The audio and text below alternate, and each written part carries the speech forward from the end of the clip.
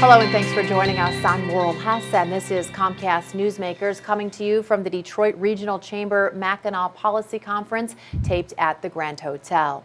Our topic today is the WAY program. Joining us now to talk about it is its co-founder and executive director, Beth Baker. Thank you so much for joining us today. Thank you for inviting me. WAY now stands for Widening Advancements for Youth. So the Widening Advancements for Youth program, what exactly is that? Well, it's really an innovation in education. So we're looking at how do we best serve our young people, those that are disengaged from the traditional school system. And when we look at how to do that, we have to start saying, why did they drop out to begin with? And it's really about relevance. They're not able to make a connection to what's happening in the classroom, to what's going on in their real life.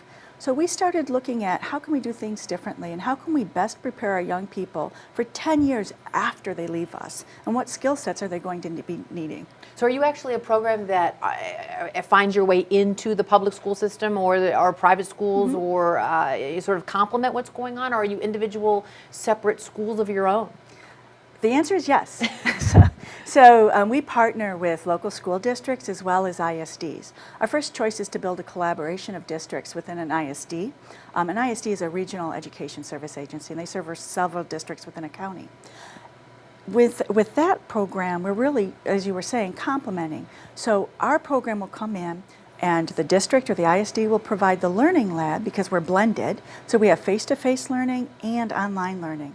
And we provide all of the training and the online project-based learning component, which is international. We have a colleague that we work with in the UK called the Knott School.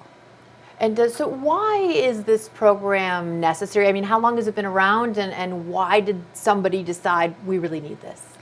Honestly, we were getting really frustrated. We were watching these great young people that we've been working with through elementary school, through middle school, and suddenly, 8th, 9th grade, suddenly they started becoming disengaged. And by 11th grade, they were dropping out. So when we started looking at the statistics, last year, 30,000 young people were projected to drop out of school. 37,000 in Michigan? In Michigan. Wow. In actuality, we had 37,000 young people drop out. That's 210 young people per school day. So in response to that, we really realized that we have to do something different and to re-engage them. And so has it been successful? What has your feedback been? How long have you been doing this? So we really like our kids to talk about their success, but I'm going to brag about them right now. And really, they've been great. And so our average young person is probably 16 and a half years old, 5 credits. Traditionally, for a school system, it's about 22 credits to graduate, so they're far behind.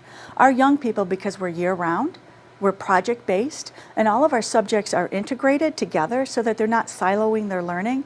They've been able to earn, on an average, of about 6 credits per year, which is pretty good considering how far behind they had been. But others, as they become engaged in the learning process, have been able to earn up to 12 credits in a year. So it sounds like what you're doing is fairly innovative. It sounds like it may be something that could benefit all students, whether you're struggling with the traditional ways of taking courses at school or not. That's true. As we're a nonprofit organization, and our mission is focusing on young people with risk factors in their lives.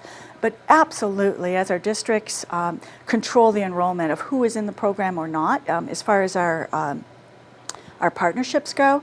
So a lot of times we're focused with at-risk youth, which was our original mission, because this program, as you were saying, is good for a lot of different young people. When we start our charter school in Detroit, it will be a general admission.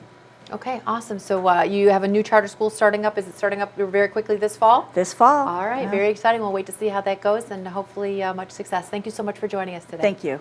Today's Comcast Newsmaker was Beth Baker, the co-founder and executive director of the WAY program.